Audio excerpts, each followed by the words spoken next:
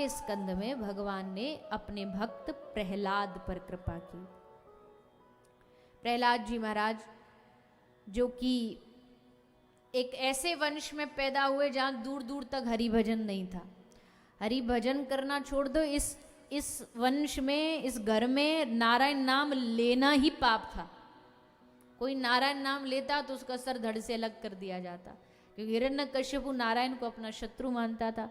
खबरदार, मेरे इस राज्य दरबार में किसी ने नारायण बोला तो सब साधु महात्मा भी डरते थे, कांपते थे, छुप छुप के भजन करते थे, डर डर के।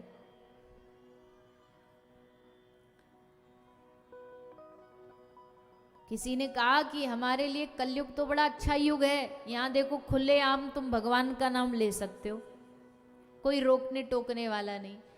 सतयुग त्रेता में तो समय ऐसा था कि छुप छुप करके ऋषि महात्मा भगवान नाम लेते थे। दैत्य इतने क्रूर थे कि जिंदा ऋषि महात्माओं को जला देते थे। तो कलयुग में तो बड़ी सहूलियत है कि भैया बस तुम्हारा मन करे तो खूब लो, कोई रोकने वाला नहीं, फिर भी हम नहीं लेते। तो सब ऋषि महात्मा छुप करके डर के, पर इस घर में एक बालक पैदा हुआ, प्रहलाद, जिसने सब डर की, भय की चादर को उतार के फेंक दिया। पिता ने पूछा, बेटा तुझे सबसे अच्छा क्या लगता? पिता ने गोद में बैठा। पिता ने सोचा हमारी बड़ाई करेगा कि पिताजी आप हमारे सर्वस्व हो, आप हमारे ये हो, आप हमारे वो। इसने कहा, श्रवणम कीर्तनम विष्णोः स्मरणम पाद सेवनम अर्चनम वंदनम दास्यम सख्यम आत्मनिवेदनम। पिताजी मुझे भगवान की नवदा भक्ति बहुत अच्छी लगती है। 9 प्रकार की भक्ति है भगवान की, जिसको नवदा भक्ति कहते हैं। एक तरफ माता शबरी के प्रसंग में भी ये नवदा भक्ति आती है और भागवत जी में प्रहलाद जी के चरित्र में आती है। तो मुझे नवदा भक्ति प्रिय लगती है। तो पिता ने जैसे सुना, ये तो बस मेरे शत्रु की बड़ाई पे बड़ाई करता जा रहा है। पहले तो समझाने की कोशिश करी, इसको गुरुकुल भेजा प्रहलाद जी को कि इसको कड़ी से कड़ी राक्षसी विद्या सिखाओ, दैत्य वृत्ति इसके बुद्धि में भर दो।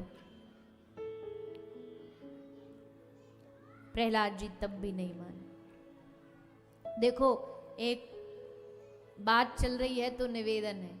बहुत सारे परिवार ऐसे होते हैं जहाँ के बच्चे भजन करना चाहते हैं, पर वहाँ के जो बड़े होते हैं वो उनको भजन करने नहीं देते। बच्चे मांस नहीं खाना चाहते। कई ऐसे बच्चे आते हैं परेशान होते हुए, हम नहीं चाहते, पर घर वाले जबरदस्ती करते हैं, नहीं तुझे यहाँ रहना तो करना पड़ेगा। ये सब कभी गलत काम मत करिए। कोई बच्चा भजन करना चाहता तो उसको भजन करने दीजिए। आपके पूरे कुल खानदान की कल्याण के लिए ये, इससे अच्छी बात क्या हो सकती है? जो बच्चा भजन करना चाहे। भक्ति की बात चल रही है इसलिए मैं भक्ति की बात कर रही हूँ, अन्यथा तो कोई भी बच्चा जो पढ़ाई करना चाहे उसको पढ़ाई करने दो। अब ये थोड़ी तुमने सोचा कि मैं उसको डॉक्टर बनाऊं और उसको बनना है संगीतकार, फिर तुम डंडा मार मार के, नहीं हमने सोचा तुमको डॉक्टरी में, ऐसे नहीं होता। उसकी अपनी भावना है। वो डॉक्टर बन भी गया तो जीवन भर कभी सुखी नहीं रह पाएगा, क्योंकि तुमने उससे उसकी निजता को छीन लिया। जो करना चाहता, जो बनना चाहता उसको बनने दो। भक्ति करना चाहता, भजन करना चाहता, भजन करने दो। लेकिन बाधक बन करके और अपराध कमाते हैं, पाप कमाते हैं। हिरण्यकश्यपु तो पूरा दैत्य वृत्ति से भरा हुआ था। जब इसको दिखा कि अब इसके बाद हाथ से निकल गई, अब बेटा रुकने वाला नहीं, तो एक अंतिम बात बची, अब इसको मरवा दो। क्यों? क्योंकि भक्ति रोग है, बढ़ते बढ़ते दूसरों में फैल गई तो कोरोना कोविड तो कुछ भी नहीं भक्ति के रोग के सामने। इतना बड़ा वायरस है भक्ति, ये फैलती है। छूने से फैलती है, सुनने से फैलती है, दर्शन से फैलती है। हिरण्यकशिपु ने सोचा इससे पहले ये कुल खानदान में फैले ये रोग, इसको जड़ से काट दो, पहाड़ से गिरा दो, जहर खिला दो, तलवार से कटवा दो, आग में बिठा दो, सब काम कर लिए, पर हर बार साक्षात भगवान बार बार कोई ना कोई माध्यम बना के आते और प्रहलाद की रक्षा करते।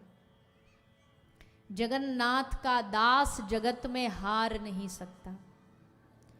भगवान उसके सामने पूरा सुरक्षा कुछ ना कुछ लेकर के सामने आके खड़े हो जाते हैं। सब लोगों ने भी समझाया, प्रहलाद तू मान जा, जो तेरा पिता कह रहा है मान जा, कम से कम तेरी जान तो बचेगी। तू दो अच्छा चल पीछे भक्ति कर लिया कर, उसके सामने मुंह पे बोल दे आप ही मेरे भगवान हो, आप ही मेरे सब कुछ हो। लेकिन प्रहलाद जी कहते मैं भगवान का भक्त हूं, बने तो रघुवर ते बने या बिगड़े भरपूर। अगर बननी ही है तो भगवान से बने या बिगड़े भरपूर, और जो रघुवर के बिन बने वा बनवे पे धूर। मतलब जो भगवान के बगैर बन भी गई, उस बनने पर भी माटी है, धूल पड़े ऐसी बनने पर। इसलिए अब चाहे जो भी हो, निर्णय जो भी हो, अंजाम जो भी हो, मुझे उससे फर्क नहीं पड़ता। मैं तो बस बैठूंगा और नारायण नाम लूंगा। अंत में पिता ने देखा कि ये मानने वाला नहीं है, तो पूछा कहाँ है तेरा भगवान। प्रहलाद ने कहा कण कण में है। एक गदा लिया और सामने खंबे पर जोर से मारा, खंबा फटा और खंबे से श्री नरसिंह भगवान का प्रादुर्भाव हो गया। बोलिए नरसिंह भगवान की।